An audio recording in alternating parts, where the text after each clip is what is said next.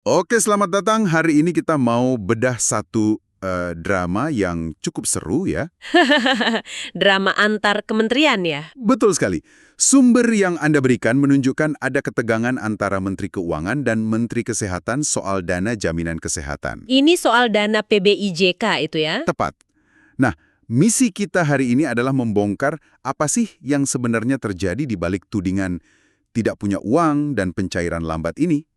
Kita coba cari tahu, ini masalah anggaran atau masalah birokrasi? Oke, menarik sekali. Jadi ceritanya kan dimulai dari Menteri Kesehatan, Pak Budi Gunadi Sadikin. Beliau merasa pencairan dana PBIJK ini kok seret banget. PBIJK itu gampangnya iuran BPJS yang dibayarin pemerintah buat warga yang membutuhkan ya? Betul. Nah, Menkes ini sampai gimana ya? Sampai curiga gitu, jangan-jangan Kementerian Keuangan lagi nggak pegang uang tunai. Dan balasan dari Menteri Keuangan Pak Purbaya itu nggak pakai lama ya? Langsung to the point banget dengan data. Oh ya? Gimana katanya? Beliau bilang, ini sama sekali bukan masalah uang. Anggaran untuk 2026 itu sudah ada, totalnya 56,464 triliun. Wow, besar sekali. Besar. Dan dari jumlah itu, 46,464 triliun sudah siap cair di Kemenkes. Nah, sisanya yang 10 triliun itu memang statusnya diblokir. Tunggu dulu. Ini yang menarik. Kalau uangnya ada, dan Kemenkeu bilang siap bayar, kenapa 10 triliun malah digembok? Ini kan yang bikin bingung publik ya. Nah, justru di situ kuncinya. Digembok bukan karena nggak ada uang, tapi Kemenkeu itu sedang menunggu dasar kebijakannya dari Kemenkes sendiri. Maksudnya dasar kebijakan itu seperti apa? Jadi Kemenkeu pada dasarnya bilang, oke, ini uangnya ada, tapi tolong beri kami aturan yang jelas, uang ini mau dipakai untuk apa? Oh, jadi peruntukannya belum jelas. Betul. Apakah mau untuk bayar iuran PBI atau untuk katakanlah penyesuaian modal BPJS Kesehatan? Keputusan itu diserahkan sepenuhnya ke Kemenkes. Jadi bolanya sekarang di Kemenkes ya? Tepat. Menku bahkan janji, begitu keluar dasar kebijakannya, besok saya bayar. Sesimpel itu. Berarti ini murni soal prinsip kehati-hatian dan akuntabilitas anggaran ya? Bukan soal lain. Tepat sekali. Jangan sampai kan uang triliunan rupiah cair begitu saja tanpa peruntukan yang jelas. Seperti kata Menteri Purbaya, jangan sampai saya bayar terus nggak jelas uangnya dipakai apa. Oke. Ini jadi lebih jelas. Tapi ada pernyataan Menteri Keuangan yang cukup lugas ya, yang bilang, katanya mereka curiga saya nggak punya uang saya banyak. Iya, itu memang jadi sorotan. Apa respon seperti itu perlu sih? Dari sisi komunikasi publik mungkin bisa diperdebatkan ya. Tapi dari sisi substansi, sepertinya beliau ingin mengirim pesan yang sangat kuat. Pesan apa tuh? Pesan bahwa ini bukan krisis likuiditas negara. Beliau ingin mematikan rumor itu secepatnya.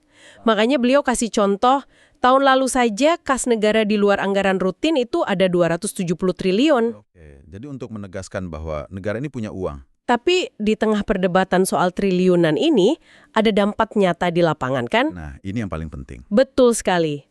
Gara-gara keputusan di tingkat atas ini macet, Menkes mengangkat ada sekitar 120.000 peserta PBI yang kartunya jadi nonaktif.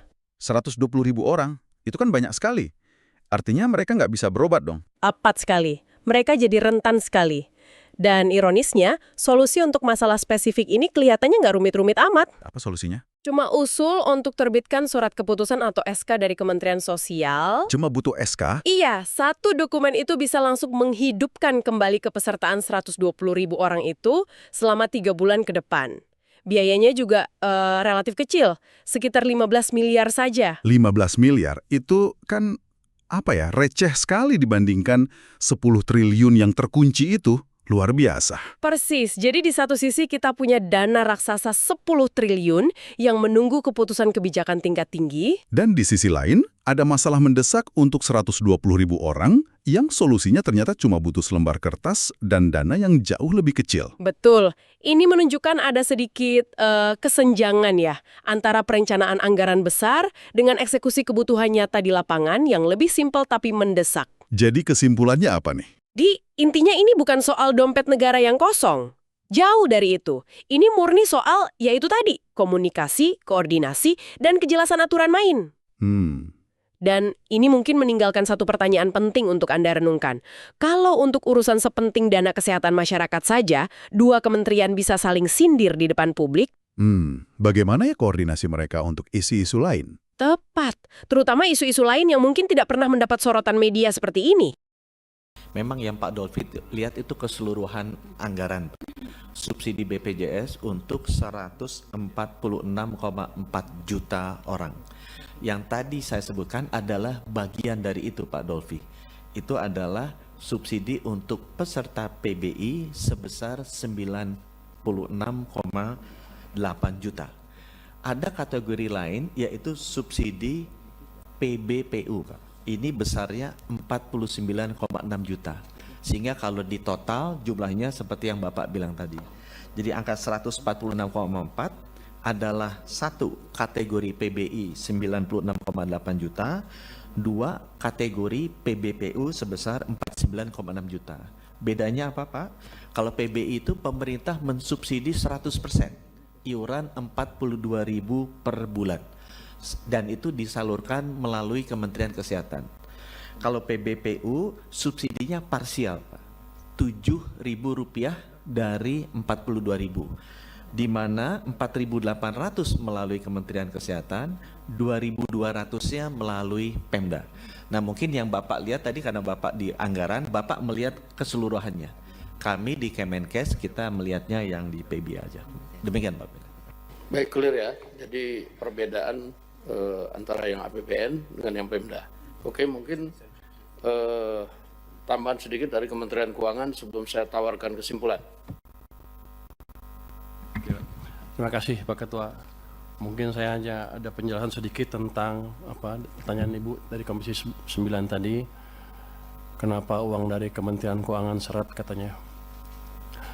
Jadi kita sudah alokasikan iuran untuk PBIJK tahun 2026 itu sebesar 56,464 triliun. Yang 46,464 triliun itu sudah masuk dalam DIPA Kementerian Kesehatan dan sudah siap digunakan. Betul Pak. Yang 10 triliun lagi juga dalam DIPA Kementerian Kesehatan ini masih diberikan catatan diblokir menunggu dasar kebijakan lebih lanjut. Jadi tergantung Kementerian Kesehatan maunya apa, mau diapain, kita belum clear.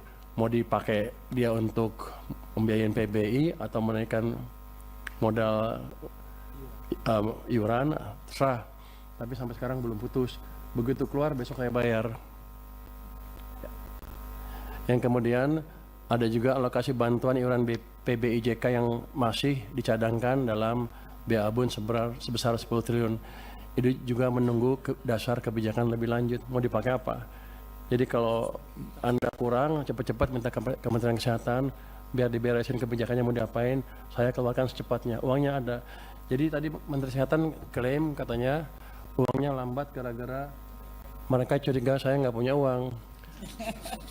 Uang saya banyak, tahun lalu aja 270 triliun cash. Nggak bisa dipakai itu, tapi di luar anggaran ya. Jadi kalau dalam cash, isu cash nggak ada masalah. Anda minta saya kasih. Tadi udah jelasin ya? Yang dijelasin. Mungkin itu dari kami Pak. Kami siap mendukung program ini dengan sepenuh hati asal clear. Jangan sampai saya bayar terus nggak jelas uangnya dipakai apa. Terima kasih Pak. Masih ada sedikit Pak Dolfi. Aja Pak, klarifikasi aja dari Menteri Kesehatan dan Menteri Keuangan untuk membuat nomenklatur. Karena nomenklatur yang digunakan ini sama dari tahun 2019 dan selalu arahnya adalah PBI. Jika kemudian pemerintah menyisipkan atau menyusupkan penerima lain di dalam nomenklatur ini, harus diganti Pak. Nggak bisa, prinsipnya beda soalnya. Hak PBI dengan yang Bapak sebutkan tadi itu beda. Nomenklaturnya disamakan. Padahal nomenklatur ini sudah berlaku dari sejak BPJS ada.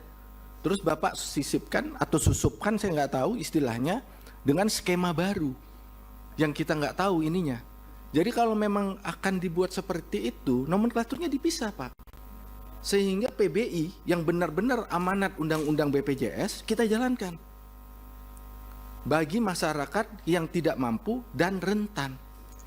Download Tribun X sekarang. menghadirkan lokal menjadi Indonesia.